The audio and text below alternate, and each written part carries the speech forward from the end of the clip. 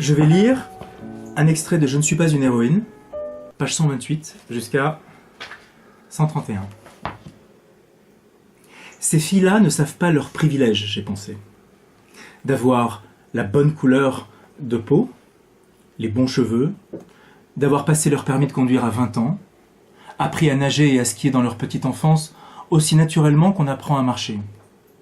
d'avoir eu leur premier rapport sexuel en toute tranquillité,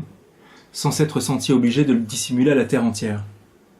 d'avoir invité leurs petits copains à dormir dans l'appartement familial en présence des parents et d'avoir eu par la suite des partenaires de lit aussi naturellement qu'on va faire ses courses ou qu'on prend le métro, sans que cela ne pose de problème à personne. De prendre la pilule chaque jour comme on avale un bonbon, de ne pas faire un drame d'un avortement si elle tombait enceinte à un mauvais moment, avec les mots de consolation de maman en prime pour les désagréments subis. De bronzer sein à l'air sur les plages publiques en été, de n'avoir jamais ressenti la moindre honte pour rien, de n'avoir pas été emmenée, elle, de force à l'église chaque dimanche jusqu'à leurs 17 ans, d'avoir eu un papa présent et soucieux de leur bien-être, des parents cool, modernes, tolérants, financièrement solvables et propriétaires de leur logement, d'être promises à devenir des héritières, propriétaires un jour à leur tour, de pouvoir divorcer et refaire leur vie sans que cela choque personne au sein de leur famille. Bref, elles ne connaissaient pas leur chance d'avoir pu se faire transmettre aussi simplement une confiance en elles-mêmes, uniquement parce qu'elles ont été protégées. Suffisamment confiance en tout cas pour ne reculer devant rien, pour se rendre utile, pour être efficace, pour afficher naturellement à moins de 25 ans le même air affairé que cette Céline, quelques minutes à peine avant l'intervention d'un conférencier compatriote dans un lieu naturellement dédié à la culture de son pays. Pour pouvoir se débrouiller toute seule n'importe où, pour tout s'autoriser sans le moindre complexe, comme si la vie et ses plaisirs étaient un dû.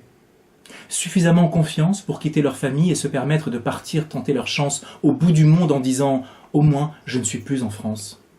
La chance de ne jamais avoir eu à composer chaque jour avec une puissante culture d'origine, aux valeurs fortes et souvent antagonistes de celles des femmes libérées dans leur genre, avec des mots à ne pas prononcer en public, des gestes à ne pas faire, des lieux où ne pas se rendre et des gens à ne pas fréquenter parce qu'il faut s'en méfier. Avec des sous qu'on compte tout le temps, mais sans trop en parler non plus. Avec des tâches de femmes dont il faut apprendre à s'acquitter dès ta prime adolescence pendant que tes copines blanches vont à leur cours de piano ou en week-end à la campagne pour faire du cheval. S'occuper de tes petits cousins comme si c'était toi leur mère, tresser tes cousines 2 pleins samedis par mois, faire le marché avec ta mère, porter, éplucher, cuisiner, nettoyer, ranger la maison. Avec une mère pas si vieille, mais déjà ancienne, que tu aimes plus que tout au monde, mais soucieuse, fatiguée, résignée.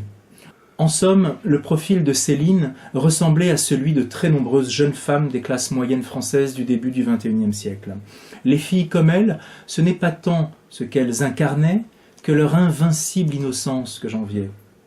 Je les enviais d'ignorer ce que pouvait représenter leur pédigré aux yeux de filles comme moi, nées dans le même pays qu'elles, possédant le même passeport qu'elles, s'étant assises sur les mêmes bancs qu'elles à l'école, ayant aux yeux de la République autant de bonnes raisons qu'elles de mener une vie comparable à la leur. Je les enviais de pouvoir s'adresser à moi comme si cela allait de soi, pour moi aussi, toutes ces libertés innées dont elles usaient et abusaient, de ne pas imaginer un seul instant par quelle mutation mentale il me fallait passer afin d'être accepté par tout le monde, par elle, qui n'avait pas de temps à perdre avec les principes et les pudeurs parfois un peu trop pesants de ma mère, et par ma mère, qui ne voulait rien entendre à leur légèreté, caprices et indécence en tout genre.